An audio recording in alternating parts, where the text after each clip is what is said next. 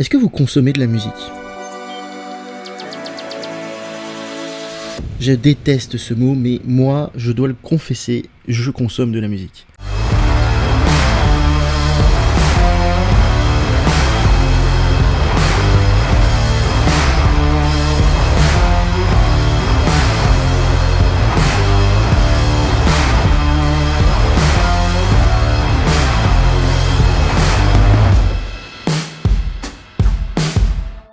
J'aimerais bien comprendre comment on est passé d'écouter de la musique à consommer de la musique. Je vous rassure tout de suite, ça va pas être une diatribe sur la modernité, la société de consommation, tout ça je m'en fous, c'est pas le sujet. On a eu une mutation dans la manière de consommer la musique, justement. L'épisode d'aujourd'hui est l'épisode que j'ai le plus écrit, réécrit et surécrit depuis le début de ma chaîne. Je sais même plus à combien de versions j'en suis, et ça fait 2 ans, voire 3 ans, que j'essaye de le sortir. Entre écouter de la musique dans une salle de concert, ou de la musique de chambre, voire de la musique de bal jouée par des musiciens, et consommer de la musique sur un téléphone portable partout dans le monde, à n'importe quelle heure du jour et de la nuit, il y a eu une petite évolution. Avant toute chose, il va falloir qu'on parle d'enregistrement. On va essayer de discuter de ça rapidement, sans que je me perde dans des détails incompréhensibles, et tout en essayant de garder votre attention. Restez là s'il vous plaît, c'est une vidéo qui est cool. Ok, on se pose. On va commencer par les débuts de la musique enregistrée. Vous savez, ça fait partie de mon dada, et de ce dont j'essaie de vous parler ici sur cette chaîne. Pour moi, depuis que la musique est enregistrée, il y a une nouvelle forme d'art qui est née, qui est différente de la musique écrite sur papier. C'est un avis, ça ne concerne que moi, et c'est comme ça que je le vois. Alors, comment on enregistre de la musique? Ouais, ça paraît simple comme question, mais en fait, ça l'est pas du tout. Le premier à s'être posé cette question-là de manière systémique, c'est Edison. Et pour répondre à cette question, il a remarqué un truc tout bête. La musique est une onde. Pour les gens qui n'ont pas fait de physique, la musique est une variation de pression de l'air. Jusque-là, vous allez me dire, ok Coco, mais ça ne sert à rien ce que tu nous dis. En fait, si. Comme la musique est une onde mécanique, une onde de surpression et de sous-pression, ça veut dire qu'avec cette onde mécanique, on peut faire vibrer des choses. Et vous le voyez assez souvent, si vous mettez votre doigt sur une enceinte pendant qu'il y a des basses, vous allez sentir la vibration. Ce qui veut dire que cette surpression, sous-pression mécanique, si elle peut faire vibrer des choses, elle peut notamment faire vibrer par exemple quelque chose d'assez souple et fin, comme une aiguille. Une fois que cette vibration d'aiguille est réalisée par l'amplification d'un signal sonore de manière acoustique, on fait du coup vibrer cette aiguille tout en faisant tourner un cylindre. On grave ce cylindre et on invente le premier support d'enregistrement de la musique. Edison, du coup, avec le gros pif qu'il a, invente non pas le disque, mais le cylindre musical. Vous vous doutez bien qu'après, tout le monde s'est approprié l'invention et s'est dit qu'un cylindre c'est bien cool, mais c'est compliqué à transporter, à gérer, et que c'est moins pratique qu'un disque. Après cela, il y a eu l'invention des premiers disques qu'on a catégorisés de micro-sillons par exactement la même technique. La qualité d'enregistrement, c'est pas du high-res, On est sur un truc qui est très compliqué, pour plein de raisons.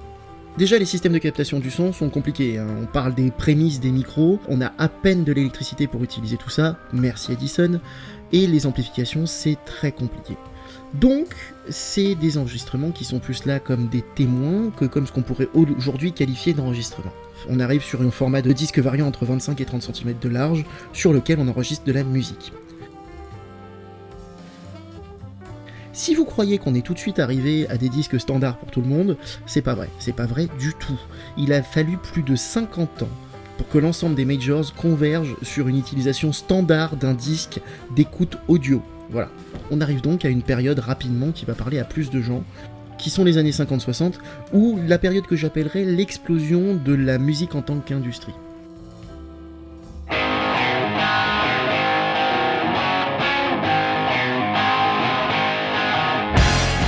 Je pense pas vous apprendre quelque chose si je vous dis que c'est à partir de ces périodes-là qu'on a pu voir l'émergence d'effets pop stars, de stars internationales comme les Beatles ou comme les Rolling Stones, qui faisaient déferler des foules entières, qui retournaient des stades, qui retournaient des villes, un phénomène qu'on n'avait pas vu venir avant. Ce phénomène-là a d'abord commencé chez les disquaires. À partir de ce moment-là, dans la population générale mondiale, naît une nouvelle catégorie. Cette catégorie, c'est ce qu'on appellera plus tard les adolescents. Concrètement, ce sont des jeunes qui ont leur code, leur manière de parler, leur style vestimentaire et leur musique. Et ça, c'est une partie à part entière de la population qui, à la différence de leurs parents, n'a pas de pognon. Voilà, c'est simple, hein, les jeunes n'ont pas de pognon. Donc, si on essaye de leur vendre des gros 78 tours ou 45 tours très chers, ça va être compliqué, parce qu'ils n'ont pas d'argent pour les acheter. Alors, on va créer des disques plus petits. Et oui, c'est les prémices des singles qu'on a connus encore plus tard, dans les années 2000, qui étaient aussi à destination des ados, et qui permettent du coup à cette culture nouvelle naissante, avec son propre code, ses propres styles et ses propres langages, de partager rapidement, facilement et pour pas cher une musique commune. Il n'y a pas que ça qui explique évidemment le succès de groupes mythiques, mais ça en fait énormément partie. Les jeunes pouvaient acheter leur musique facilement, se la transmettre, se la passer, se la prêter, l'écouter à l'infini pour pas grand chose. Et c'est à ce moment-là que la musique est devenue une véritable industrie. On est passé d'un art un peu complexe, voire même élitiste, à une majorité d'ados de la même génération écoutant le même type de musique sur le même type de support. Il fallait donc les produire rapidement, et c'est l'invention du disque moderne. Ok, je suis allé très vite jusque là, hein, mais vous voyez un peu comment on est passé du gramophone à la base, qui était plus une intervention de scientifique, au disque tel que presque on le connaîtra, nous, en tout cas ma génération, dans le CD audio. Ça veut dire aussi qu'on a plus de moyens techniques à consacrer à cet art. C'est aussi à ce moment-là que les premiers studios d'enregistrement apparaissent, que les premiers multipistes apparaissent. Les premiers multipistes sont utilisés par ces groupes-là, et ça change fondamentalement le rapport à la musique. On passe d'une musique qui était composée sur papier à une musique qui est composée dans un studio. Je digresse beaucoup, mais on s'approche petit à petit du sujet. Si je vous parle de l'album blanc des Beatles, vous pensez à un album. Si je vous parle de The Wall, vous pensez à un album. Si je vous parle de Yellow Submarine, vous pensez à un album. Encore aujourd'hui, le format album est hégémonique dans les sorties de disques.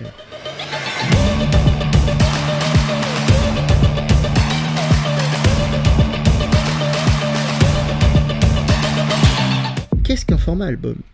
En fait, c'est la vraie question de cet épisode. En fait, c'est la question centrale que je vais vous poser aujourd'hui. C'est qu'est-ce qu'un album et en quoi sa pertinence peut être remise en question dans l'industrie aujourd'hui. Un album, avant tout, c'est une limitation physique. Quand on prend un disque qu'on fait tourner à 78 tours par minute, qu'il a 2 faces seulement et pas plus, et qu'on essaye d'y enregistrer de la musique, concrètement, chacune des faces fait entre 20 et 30 minutes. Et du coup, un ensemble de morceaux musicaux qui ont une durée, en gros, entre 1h et 1h20. On pourrait faire des morceaux de 90 minutes si on a envie. Mais c'est pas l'écrasante majorité de ce qui sort aujourd'hui. Aujourd'hui, dans ce qui sort, on a encore des albums qui comportent entre 10 et 15 chansons et qui font entre 1h et 1h20. En fait, si j'y réfléchis, je me dis que on s'est habitué à cette durée. Que cette durée, c'est un peu ce qu'il faut pour nous raconter une histoire. L'industrie nous a habitués à ces temps-là pour une histoire. En fait, c'est une durée qui permet de développer un début, un milieu, une fin, plusieurs timelines, plusieurs histoires, etc. Pour moi, je n'ai pas la réponse de savoir pourquoi aujourd'hui encore, ce temps est le même sur des albums qui sortent à l'heure actuelle. On n'est toujours pas au système de consommation de la musique. Parce que pour le moment, dans tout ce que je vous raconte, la musique est créée par des majors. En tout cas, le support d'écoute est fabriqué par des majors. Là-dedans va arriver assez rapidement, finalement, dans les années 80, une révolution supplémentaire dans la consommation générale de la musique dans le monde. Cette révolution, ça va vous paraître débile, mais c'est le Walkman. Oui, le Walkman de Sony. Pourquoi ? Parce qu'à partir de ce moment-là, les gens pouvaient enregistrer leur propre musique sur leur propre support. Le pouvoir était donné aux gens qui écoutaient.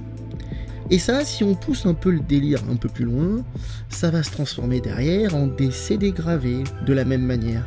Les prémices ont commencé avec des cassettes sur bande magnétique et se sont continuées jusqu'au CD gravé, puis le téléchargement. La pertinence d'un album quand vous pouvez piocher n'importe quel morceau de n'importe quel titre, de n'importe quel album, de n'importe quel groupe, et les mettre ensemble dans une cassette d'1h20 que vous écoutez en boucle parce que c'est celle qui vous plaît, elle en a plus beaucoup, si ce n'est la pertinence artistique qu'il y a derrière. En fait, dès lors, un album c'est plus juste une compilation de morceaux, l'album, l'œuvre d'expression d'un artiste, l'œuvre complète, l'ordre dans lequel il veut mettre les morceaux, la manière de les écouter, le temps de pause entre chaque morceau, c'est une ambiance, c'est une pochette. L'album c'est une invitation à rentrer dans un univers. L'album c'est une proposition, c'est une partie d'une œuvre d'un groupe. Et c'est pour ça que c'est aussi important pour les groupes encore aujourd'hui de dire je travaille sur mon album. Parce qu'en fait, c'est la quintessence de ce qu'ils vont proposer. La porte d'entrée de l'univers d'un artiste, c'est l'album. C'est un objet qui est complexe en fait. Ça n'est qu'une invitation à rentrer dans l'univers d'un artiste, à venir à son concert, à venir le soutenir.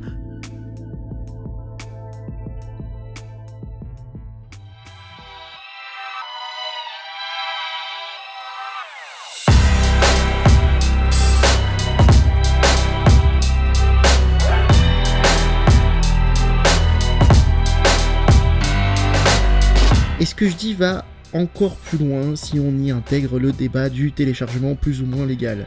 Aujourd'hui, ce débat est réglé. Vous savez très bien qu'une écoute sur Spotify rapporte quasiment rien aux artistes.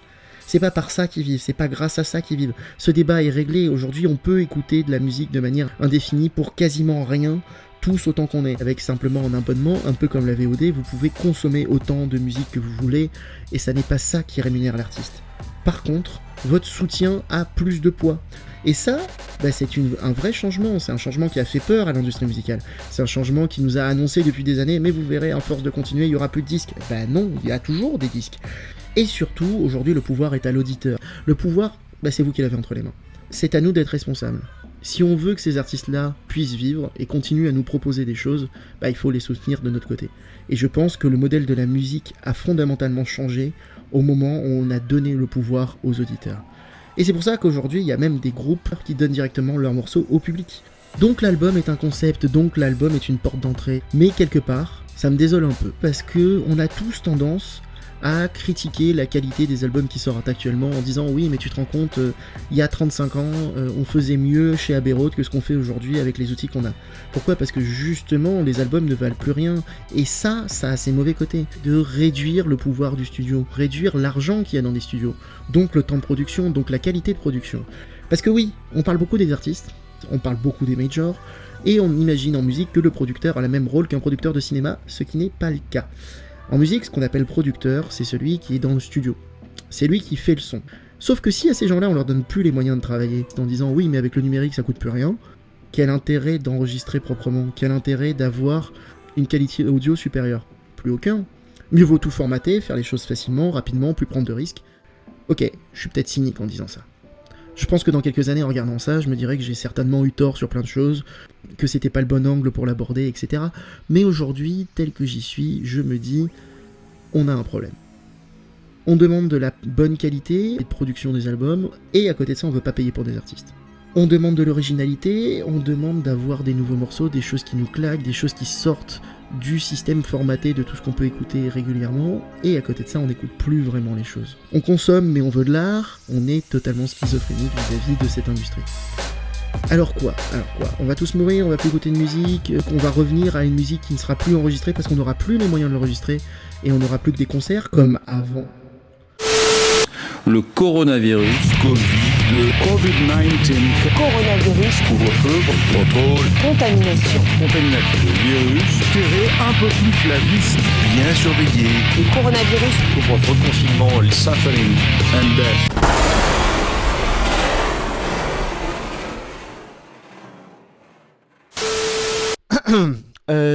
Désolé, juste ça m'a fait du bien en fait, voilà. Ouais, j'avais besoin d'exorciser un peu parce que dans une industrie où les disques se vendent pas, où le streaming rapporte rien et où les concerts qui étaient les seuls trucs qui rapportaient un peu de pognon sont finis à cause d'un petit virus, voilà, j'avais besoin de me défouler, ce qui est normal. Bref, j'ai pas la science infuse, je sais pas quoi vous dire, c'était juste pour finaliser avec cette actualité, parce qu'en ce moment on peut pas passer à côté non plus, mais c'est vrai que la musique a besoin de vous, donc si vous avez envie d'acheter des CD, des vinyles, tout ce que vous voulez, des merch, des t-shirts, c'est maintenant, parce que plus tard peut-être que les artistes, il y en aura plus à force. Est-ce qu'on passerait pas à la fin de cette vidéo ?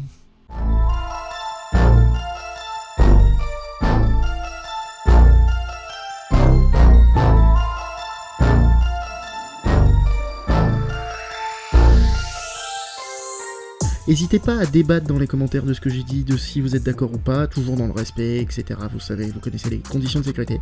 N'hésitez pas à vous abonner à la chaîne, ça me fera notamment plaisir, et en plus c'est aussi pour ça que je le fais, pour vous faire des choses qui vous plaisent. N'hésitez pas à partager cette vidéo, je sais que ça se dit plus depuis 2015, mais peut-être que ça servira aux gens à découvrir ma chaîne. A plus les poulets, prenez soin de vous, ciao. Bon, bah c'est la fin de la vidéo du coup, je vous affiche 2-3 liens en dessous, et je suis en live sur mon Twitch, DLF pas en live, qui est aussi dans la description pour discuter de l'épisode et pour plein d'autres choses d'ailleurs pour la suite. Voilà, bah n'hésitez pas à venir me voir, à toutes.